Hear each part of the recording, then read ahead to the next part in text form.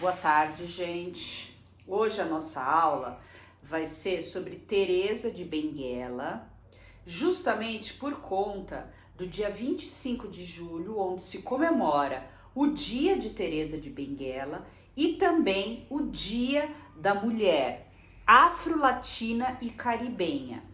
A Teresa de Benguela, ela viveu no Mato Grosso durante o século XVIII. Ela, depois do falecimento do marido, se tomou o cargo, de chefe do quilombo de Quaritete. Durante o reinado dela, a chefia dela,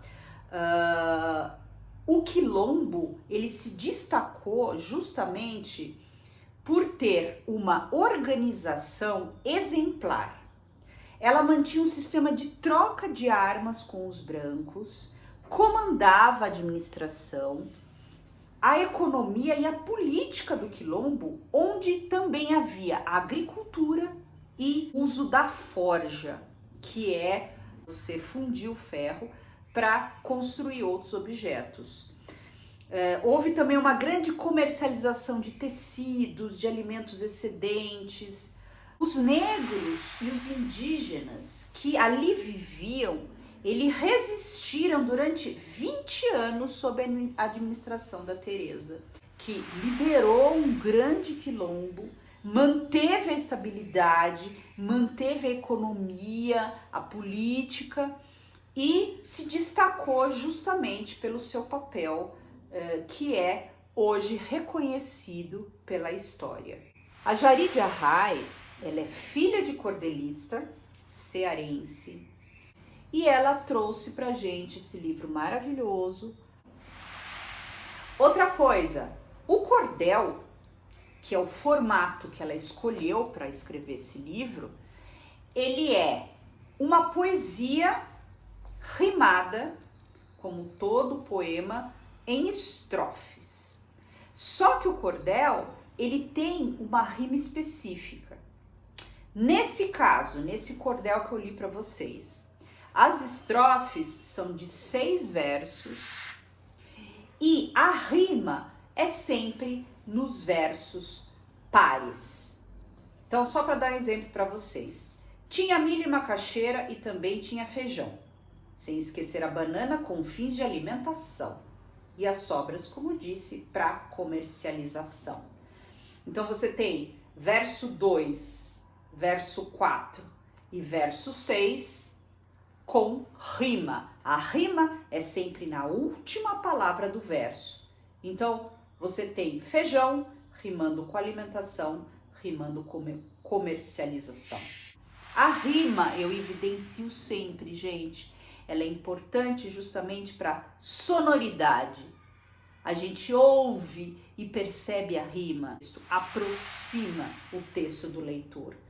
É importante sempre salientar também o quanto é fundamental a leitura em voz alta, para que você perceba essa rima. Quando você lê silenciosamente, talvez a rima não fique tão evidente. Se você lê em voz alta, você vai perceber melhor.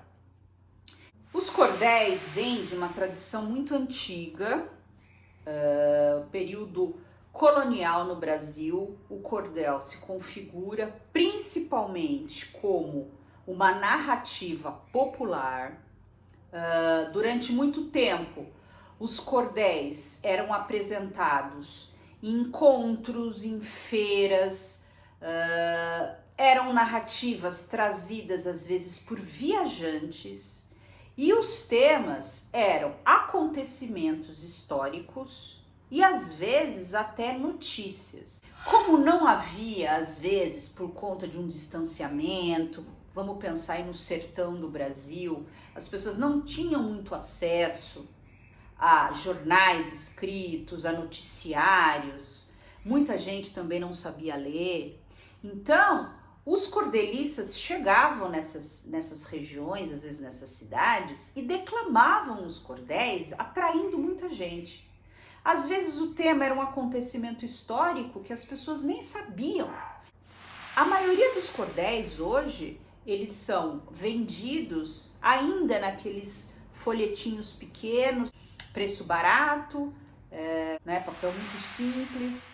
em feiras, né? Você vê eles pendurados em varais mesmo, por isso esse nome cordel. Para quê? Esse livro ele é todo feito de histórias de cordel, só que numa edição melhorada, né? Mas você ainda tem esse cordel como original. E tem muitos personagens históricos que a gente já ouviu falar, por exemplo, como o cangaceiro, o lampião, histórias engraçadas, histórias de peripécias de personagens muito malandros ligados à cultura brasileira. Trazer essas histórias através desse gênero que é o cordel.